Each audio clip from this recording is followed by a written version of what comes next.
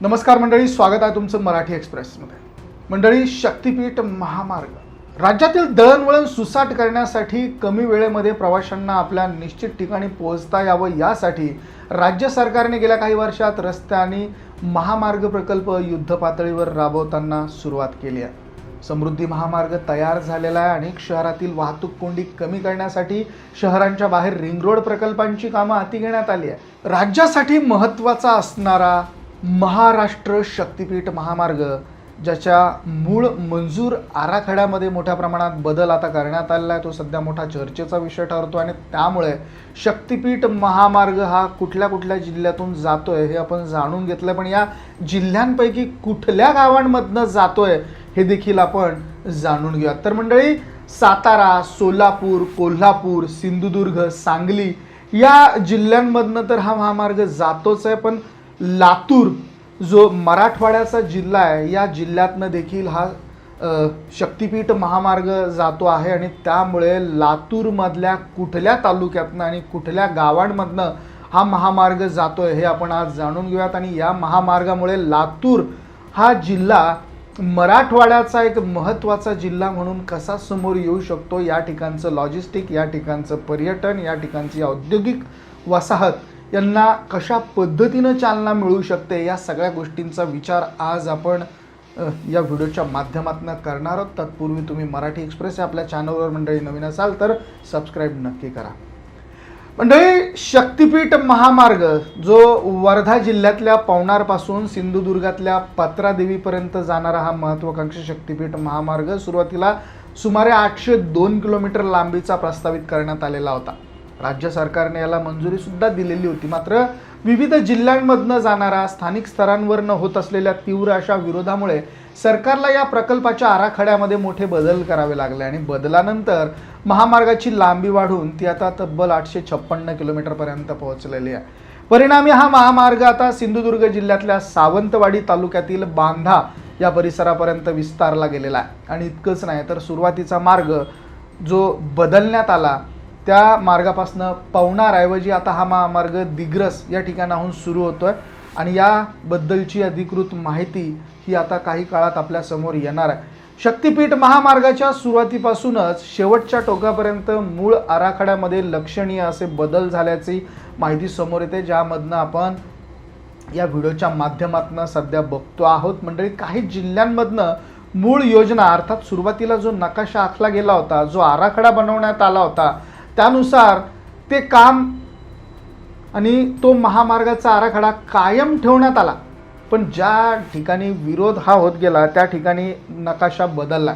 वर्धा, बीड, लातूर या जिल्ह्यांचा समावेश मूळ ठेवण्यात आलेल्या रस्त्यांचाच आहे, नकाशांचा आहे। या जिल्ह्यामध्ये आतापर्यंत कोणतेही बदल करण्यात आलेले नाहीत।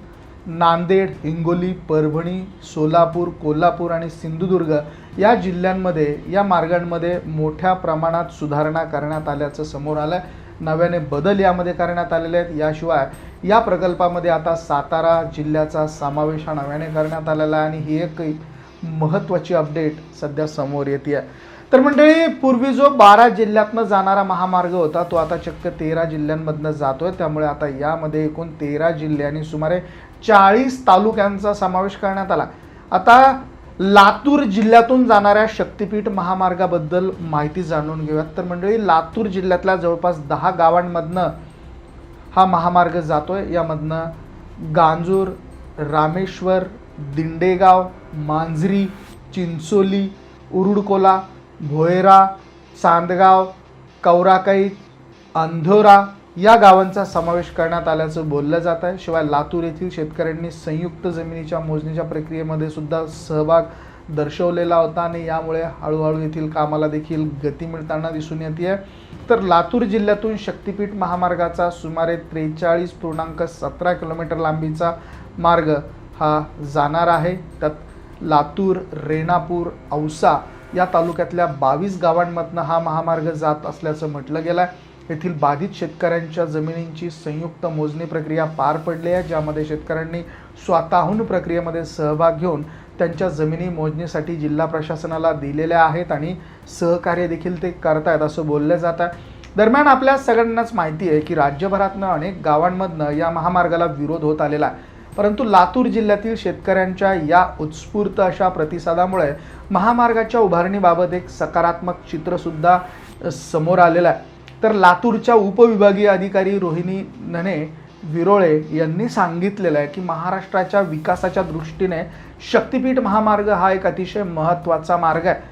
या मार्गाचा महत्त्वाचा टप्पा हा लातूर जिल्ह्यातील 13 गावांमधनं जाणार आहे. साधारणतः 23 किलोमीटर लांबीचा हा भाग लातूर तालुक्यातून जातोय. तर यासाठी 275 हेक्टर जागा जमीन ही संपादन करावी लागणार असल्याचं सुद्धा त्यांनी सांगितलेलं आहे. त्याचबरोबर संयुक्त जमीन मोजणीच्या प्रक्रियेबाबत शेतकऱ्यांमध्ये असलेले संभ्रम दूर करण्यात आले असल्याचं देखील त्यांनी सांगितलं आहे. या महामार्गाचे फायदे देखील शेतकऱ्यांना समजावून सांगण्यात आल्याचं त्यांनी सांगितलं आहे. तर लातूरचे जिल्हाधिकारी आणि उपजिल्हाधिकारी यांनी सुद्धा याबद्दल आपल्या भावना व्यक्त केल्या, प्रतिक्रिया व्यक्त केल्या. याबद्दल ते बोलताना म्हणाले की दळणवळणाची साधनं जोपर्यंत सशक्त होऊ शकत नाहीत तोपर्यंत खऱ्या अर्थाने विकास होऊ शकत नाही. समृद्धी महामार्गानंतर आता शक्तिपीठ महामार्ग लातूर जिल्ह्यातून जातोय असं जिल्हाधिकारी वर्षा ठाकूर घुगे यांनी म्हटलं होतं. तर एकूणच काय तर शक्तिपीठ महामार्गामुळे विदर्भ, मराठवाडा आणि पश्चिम महाराष्ट्र यातली कनेक्टिव्हिटी ही कमालीची सुधारणार आहे आणि ज्यामुळे या गावांची नावं आजपर्यंत आपण कधीच ऐकली नव्हती ती गावं आता या महामार्गाशी जोडली जाणार आहेत आणि अशा गावांकडे सुद्धा आता विशेष असं लक्ष दिलं जाणार आहे. तरी त्या गावांचा सुद्धा विकास होईल याबद्दल शंका नाही. त्याचबरोबर तरुणांना आपल्या गावामध्ये व्यवसाय सुरू करता येतील, नोकरीच्या विविध संधी निर्माण होतील आणि विशेष म्हणजे विकास हा त्या गावांपर्यंत पोहोचेल, लोकांच्या हातात पैसा येईल, शेतीला भाव मिळतील आणि एकंदरीत समृद्धी नांदेल. समृद्धीसारखाच शक्तिपीठ हा महामार्ग आहे, यावरती कुणालाही चढता येत नाही. एक नियोजित असे एंट्री आणि एक्झिट पॉईंट याला देण्यात येणार आहे. तर असा हा शक्तिपीठ महामार्ग लातूरच्या औद्योगिक तसेच सांस्कृतिक तसेच ऐतिहासिक पार्श्वभूमीला एक वेगळ्या उंचीवर नेऊन ठेवणार आहे. लातूरमधली औद्योगिक क्रांती, त्याचबरोबर लातूरमधलं औद्योगिक क्षेत्र हे झपाट्याने विकसनशील होणार आहे, विकसित होणार आहे. रेल्वेबरोबरच आता महामार्गाचं जाळं देखील लातूरपर्यंत येणार आहे. मंडळी, लातूर जिल्ह्यातल्या ज्या गावांचा उल्लेख आम्ही केला आहे त्या गावांमधनं हा महामार्ग जातोय. त्या महामार्गाच्या दरम्यान तुमची शेती येते का? तुम्ही लातूर जिल्ह्यातले रहिवासी आहात का? आणि या महामार्गामध्ये तुमची शेती जाणार आहे का? त्या गावाचे तुम्ही रहिवासी आहात का? कमेंट करून अवश्य कळवा. व्हिडिओ तुम्हाला आवडला असेल तर शेअर जरूर करा. बघत रहा मराठी एक्सप्रेस. धन्यवाद.